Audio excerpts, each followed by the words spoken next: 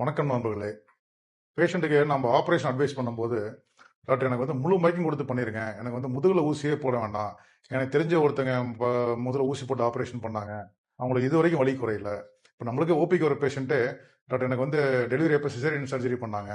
அப்போ முதுதண்டோடத்தில் ஊசி போட்டாங்க. இன்னும் வலிக்குது, பேக் பெயினாக இருக்கு அப்படின்னு சொல்லிட்டு தான் பார்க்க வருவாங்க. ஸோ அந்த முழு மயக்கம் அப்படின்னு சொல்லக்கூடிய ஜென்ரல் அனசீசியா பரவாயில்லையா, இல்லை வந்து ரீஜனல் அனசீசியா, அதாவது வந்து இப்போ காலுக்கு ஆப்ரேஷன் பண்ணுறோம் அப்படின்னா ஸ்பைனல் முதுகு தண்டோடத்தில் ஊசி போடுவோம். அதே மாதிரி கைக்கு சர்ஜரி பண்ணுறோம் அப்படின்னா பிளாக்னு சொல்லுவோம். ஸோ இப்போ இங்கே சர்ஜரி பண்ணுறோம் அப்படின்னா இங்கே மட்டும் இந்த கை மட்டும் மறுத்து போகிற மாதிரி இங்கே ஒரு பிளாக் போடுவோம். ஸோ அது பரவாயில்லையா? ஸோ ரெண்டுலேயும் உண்டான ப்ளஸ் மைனஸ் என்ன அப்படிங்கிறத பற்றி இந்த காணொலியில் பார்க்கலாம். ஸோ இப்போ ஜென்ரல் அனசீசியாவில் ஆப்ரேஷன் பண்ணி முடிச்சோன்னா மயக்கம் தெளிஞ்சோடனே வலி ஆப்ரேஷன் பண்ணுறதுல கொஞ்சம் வலி அதிகமாக இருக்கும். அது போக கொஞ்சம் அந்த டியூப்லாம் போகிறதுனால கொஞ்சம் வந்து அந்த த்ரோட் இரிட்டேஷன் இருக்கும், கொஞ்சம் வாமிட்டிங் சென்சேஷன் இருக்கும். ஆப்ரேஷன் பண்ணி முடிச்ச ஒரு 6 ஹவர்ஸ் அட்லீஸ்ட் வந்து சாப்பிடாம இருக்கணும்.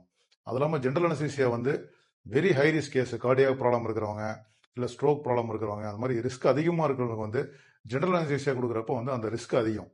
இதே வந்து ஸ்பைனல் அனசீசியா பொறுத்த வரைக்கும் நம்ம எவ்வளோ ஹை ரிஸ்க் இருந்தாலும் நம்ம அங்கே அந்த பகுதி மட்டும் தான் மறுத்து போகிற மாதிரி போட்டு இன்ஜெக்ஷன் போடுறோம். அதனால வந்து கொஞ்சம் அந்த ரிஸ்க் கம்மி.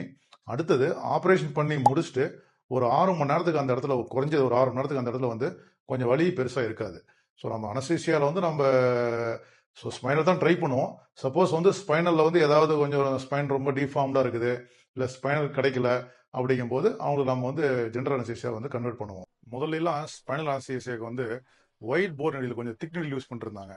இப்போலாம் வந்து ரொம்ப ஸ்மால் காஸ் நெடில், ஒரு 0.3 0.4 mm தான் அந்த ஹேரோட திக்னஸ் தான் அந்த நெடில் சைஸ் இருக்கும். ஸோ அதெல்லாம் யூஸ் பண்ணுவாங்க.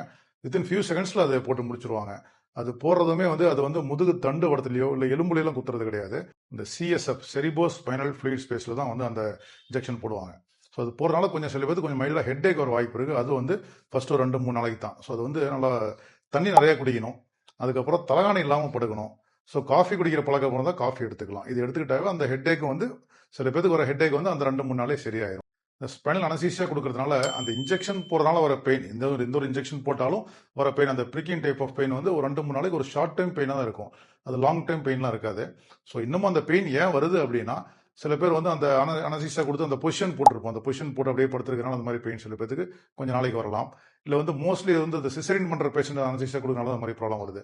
ஸோ அந்த சிசரின் அந்த டெலிவரி டைம் அப்போ கொஞ்சம் வெயிட் கெயின் ஆவாங்க. வெயிட் கெயின், அது போக அந்த மசில் ஸ்பேசம் இருக்கும்.